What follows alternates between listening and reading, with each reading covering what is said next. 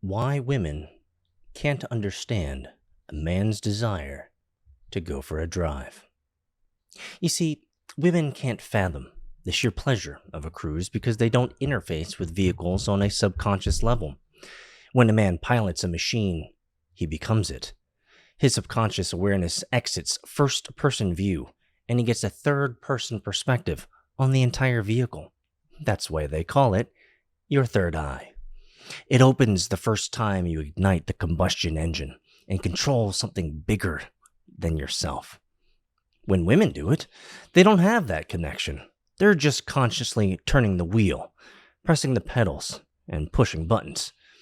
They have to actively think about everything they're doing with latency. It's why they get increasingly stressed the longer they're on the road.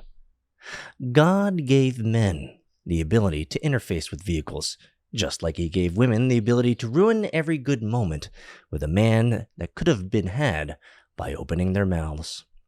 It makes perfect sense that women and Europeans can't understand the value of a good drive. It's like being a horse, roaming the open concrete plains of the greatest expanse of interconnected infrastructure in human history.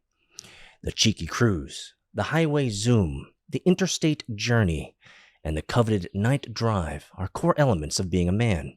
You watch the world through a montage of screens displayed on your windshield. You occupy a state of absolute seclusion while nestled amongst the greatest intersection of human activity your community has to offer. You experience music in a way no one in human history could have done, even on a level of versatility and ease not possible only 20 years ago. It surrounds you, this car, with perfect clarity and impact, becoming the soundtrack of your existence as you travel at speeds that ancient kings and holy prophets couldn't have even fathomed. As civilization dwindles into a slumbering era of decline, the night drive increasingly becomes an expression of abundance. It is to burn gasoline simply for the sake of experimenting and experiencing what a tiny sliver of the human experience has been privileged to know. Raw speed and power controlled between your fingertips and your toes. The wind beckoning at your command, blustering at the palm of your hands at the exact force you choose, an entirely different universe ready to receive your existence, near teleportation, all within a few hours of time.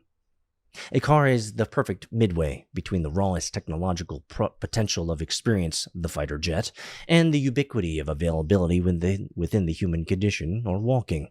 To drive a car is to acknowledge that you are alive in the most viscerally abundant manner possible, by coming closer to death than you do in nearly any other point in your life. To drive is to live. To drive is to touch greatness even when occupying the lowest dregs of life. To drive is to embrace the consequences and responsibilities of power as you enter the great asphalt arena. When I am driving, I'm a real human being and a real hero. I don't eat. I don't sleep. I do nothing but think of the experience. And this experience of the drive is what brings men alive.